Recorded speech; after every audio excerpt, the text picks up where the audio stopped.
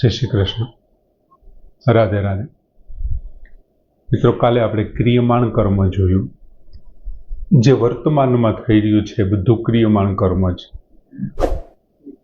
ક્યારેક ઝડપથી ફળ આપી દઈએ, ક્યારેક મોડું ફળ આપે. માની લો કે તમે કોઈ વ્યક્તિને થપ્પડ મારી છે અને એ જ વખતે કોઈક વડીલ આવી ગયું અને એ વ્યક્તિ રાહ જોઈને બેસે, તો તમે થપ્પડ મારી છે એ મારવા આવતો તો ત્યારે ક્રિયમાણ કર્મનું ફળ તમને તાત્કાલિક મળવાનું હતું. પણ કોઈ વડીલ આવી ગયા, તમે વડીલનો સહારો લઈને જતા રહ્યા, 4-5 કલાક પછી પાછા ઘરે આવ્યા, તમારા મગજમાંથી નીકળી ગયું છે કે તમે આવી મસ્કરી કરી હતી, અને જેવા તમે ઘરે આવો છો ને તમને એનું ફળ મળે છે.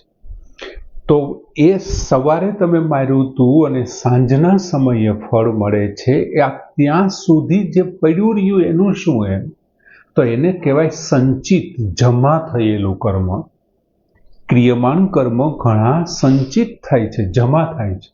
એટલે કર્મનો બીજો પ્રકાર એ છે સંચિત કર્મ, જમા થયેલું કર્મ. અને એ જમા ક્યાં જન્મ સુધીનું મહાભારતમાં મેં વાત સાંભળી છે કે ભગવાન કૃષ્ણ જ્યારે ધૃતરાષ્ટ્ર પાસે જાય છે, ભીષ્મ પિતામહ પાસે જાય છે, ત્યારે એમને વાત કરે છે કે મને તો યાદ નથી કે મેં આવું કંઈ પાપ કર્યું હોય, છતાં મારે આ બાણની શૈયા ઉપર સૂવું પડ્યું. મને સમજાતું નથી શું છે, મને મારું એક કર્મ નથી દેખાતું.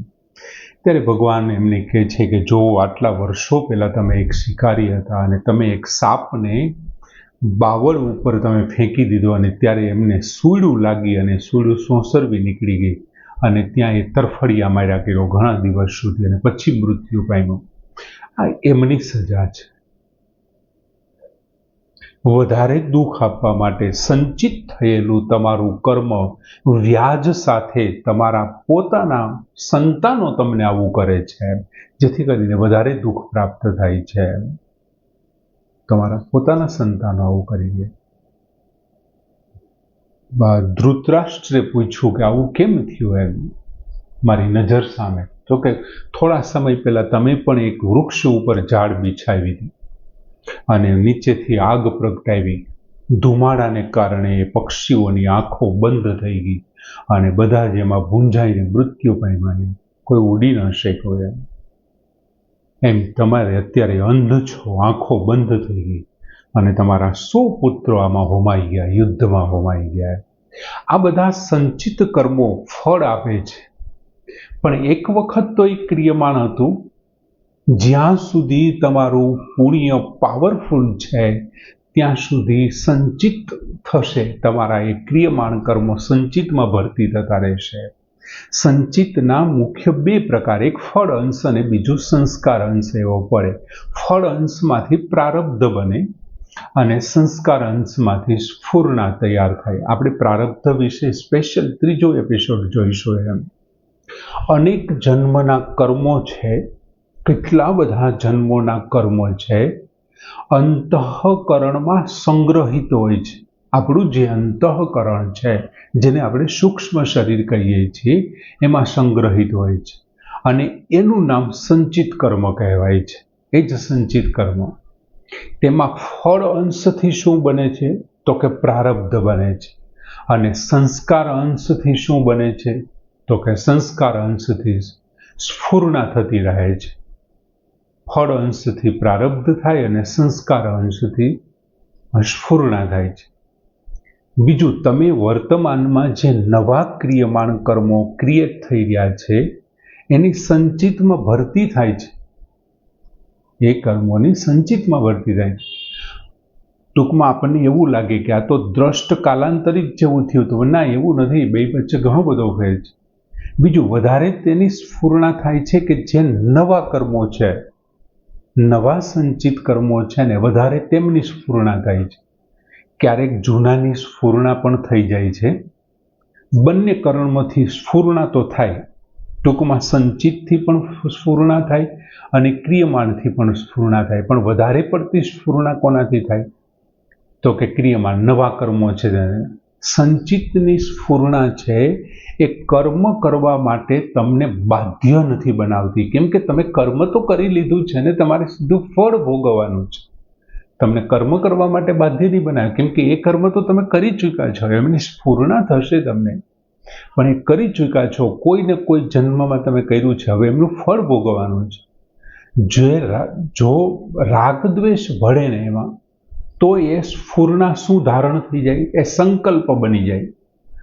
જે સ્ફુરણા જાગૃત થઈ સંચિતમાંથી, એમાં જો તમારો રાગ દ્વેષ વળે ને તો એ સંકલ્પ બની જાય, ને સંકલ્પ જે બની જાય ને એ તમને કર્મ કરવા માટે બાધ્ય બને છે, એ તમને બાંધી દે છે. બીજું, પ્રારબ્ધની જે સ્ફુરણા છે એ વિહિત માટે બાધ્ય કરે છે. જે પ્રારબ્ધ ફળ આપવા માટે તત્પર થયેલા કર્મને પ્રારબ્ધ કહેવાય. એ તમને વિહિત કર્મ કરવા માટે બાધ્ય કરે છે. જો નિષિદ્ધ કર્મ માટે નહીં, વિહિત કર્મ માટે. દાખલા તરીકે કોઈ એક વાસણ છે, એ વાસણમાં તમે પહેલા ડુંગળી નાખી દો, પછી એમની ઉપર ઘઉં નાખો, પછી એમની ઉપર બાજરી નાખો, એમની ઉપર જુવાર નાખો, અને પછી તમે એમની ઉપર ચણા નાખો, તો સૌથી પહેલું તમને શું પ્રાપ્ત થવાનું છે? ચણા પ્રાપ્ત થશે. પછી તમને શું પ્રાપ્ત થશે? તો કે બાજરી પ્રાપ્ત થશે. પણ એ બાજરી પ્રાપ્ત થાય છે ને, એની સાથે સાથે કોઈક જગ્યાએ તમને ડુંગળીની ગંધ આવશે. સમજાય છે? ડુંગળીની ગંધ આવશે. એ સંચિત થયેલું તમારું જે કર્મ છે એમની સ્ફુરણા ક્યારેક ક્યારેક તમને થશે. જો કે આ ઉદાહરણ બંધ બેસતું નથી, કેમ કે ડુંગળી સાવ્યવ છે, ઓલા નિરવ્યવ છે કર્મો છે, આ તો સાવ્યવ છે. પણ તોય ટૂંકમાં ડુંગળીની ગંધ આવે છે એ સ્ફુરણા છે. એવી જ રીતે નિદ્રા અવસ્થામાં પણ સ્ફુરણા થાય છે. તેમાં જાગ્રત અવસ્થામાં દબાઈ જવાને કારણે સંચિતની તે સ્ફુરણા સ્વપ્ન રૂપે દેખાય છે. સંચિતની જે સ્ફુરણા છે, તમારા જે સંચિત કર્મો છે એમની જે સ્ફુરણા છે એ તમને સ્વપ્ન રૂપે દેખાય. શું કામ? કેમ કે જાગ્રત અવસ્થામાં તો ક્રિયમાન કર્મ ચાલુ છે, એટલે સ્વપ્ન રૂપે દેખાય છે. અને જ્યારે સ્વપ્ન આવે છે ને, ત્યારે થાય છે શું? તો કે બુદ્ધિની સાવધાની ન હોવાથી, બુદ્ધિ ત્યારે સતેજ ન હોય, સાવધાન ન હોય, એમને કારણે સ્વપ્નની અંદર તમારો ક્રમ છે, વ્યતિક્રમ છે, અનુક્રમ છે, એ કંઈ જળવાતો નથી. દિલ્હીની બજાર હોય, કલકત્તાના મકાન હોય, રાજકોટના માણસો હોય, આવું બધું થઈ જાય. ઘણી વખત મૃત્યુ પામેલા માણસો આટા મારતા હોય, તમે એમની સાથે વાતચીત કરતા હો, 2-3 ગામ ભેગા થઈ જાય, બધું નોખું નોખું થઈ જાય. શું કામ? કેમ કે બુદ્ધિની એમની સાથે સાવધાની નથી, એટલે ક્રમ વ્યતિક્રમ ને બધું ભંગ થઈ જશે. એમાં કોઈ અનુક્રમ નહીં રહે, વ્યતિક્રમ નહીં રહે. બીજું, જાગ્રત અવસ્થામાં 3 અવસ્થા હોય. એક જાગ્રત, પછી એક જાગ્રત સ્વપ્ન, અને એક જાગ્રત સુષુપ્ત અવસ્થા. મનુષ્ય જ્યારે સાવધાનીથી કામ કરે છે તો તે જાગ્રતની જાગ્રત અવસ્થા છે. સંપૂર્ણ સાવધાનીથી, એક પણ ક્યાંય ચૂક કર્યા વિના જો મનુષ્ય કોઈ કામ પૂરું કરે છે તો એ જાગ્રતની જાગ્રત અવસ્થા છે. બીજું, જાગ્રતમાં કામ કરતા કરતા મનુષ્યને બીજી કોઈ સ્ફુરણા થાય, બીજા કોઈ કામ કરવાની સ્ફુરણા જાગ્રત થવા લાગે, તો એ જાગ્રતમાં સ્વપ્ન અવસ્થા છે. જો સ્વપ્ન અવસ્થા, ઓલું કાર્ય નહીં થાય, ખાલી સ્ફુરણા થઈ છે, એ જાગ્રતમાં સ્વપ્ન અવસ્થા છે. અને કામ કરતા કરતા કોઈ સ્ફુરણા ન થાય, તમને કોઈ નવો વિચાર જ ન આવે, તમારી વૃત્તિ રહિત અવસ્થા થઈ જાય, તમારી અવસ્થા સંપૂર્ણ વૃત્તિ રહિત થઈ જાય, તો એ જાગ્રતમાં સુષુપ્ત અવસ્થા છે. અને આ અવસ્થાને શ્રેષ્ઠ કીધી છે. આપણે જેને એકાગ્ર કહીએ છીએ ને, તે સમાધિથી તે સાવ જુદી છે. એ સમાધિની વાત નથી. સમાધિ તો અભ્યાસથી પ્રાપ્ત થાય છે, એમને એની રીતે મળે છે. સમાધિ લગાડવા માટે તો અભ્યાસની જરૂર. બીજું, જાગ્રતમાં અનેક જાતની સ્ફુરણાઓ થાય છે. જાગ્રત અવસ્થામાં શરીર છે, ઇન્દ્રિય છે, મન છે. જો એમની ઉપરથી બુદ્ધિનો અધિકાર જતો રહે, અધિકાર હટી જાય, તો શું થાય? તો જાગ્રત વ્યક્તિ જેવો અનુભવ કરે છે ને એવું એ બોલવા લાગે છે, જેવું જોવે છે, જેવો અનુભવ કરે છે એવું એ બોલવા લાગે છે, એની સાવધાની જતી રહે છે. એટલે એવા માણસને સરળ પાગલ કહે છે. એવા માણસને પાગલ તરીકે આપણે ઓળખીએ છીએ.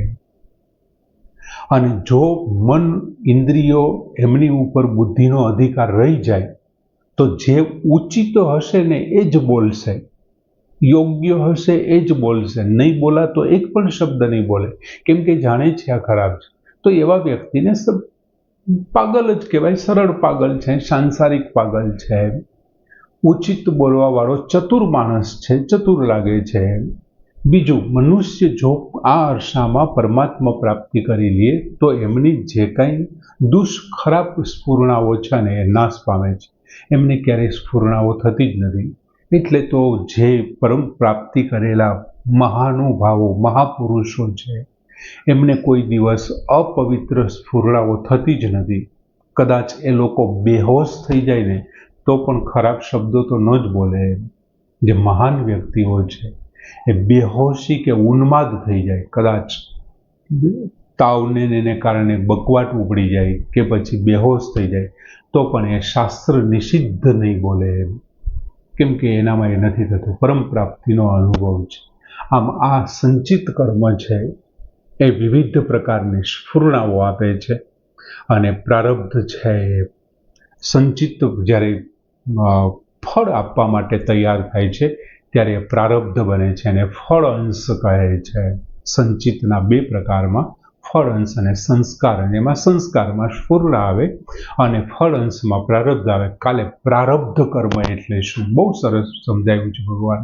પ્રારબ્ધ વિશે કાલે જોઈશું. આજને અહીંયા સુધી રાખી. જય શ્રી કૃષ્ણ.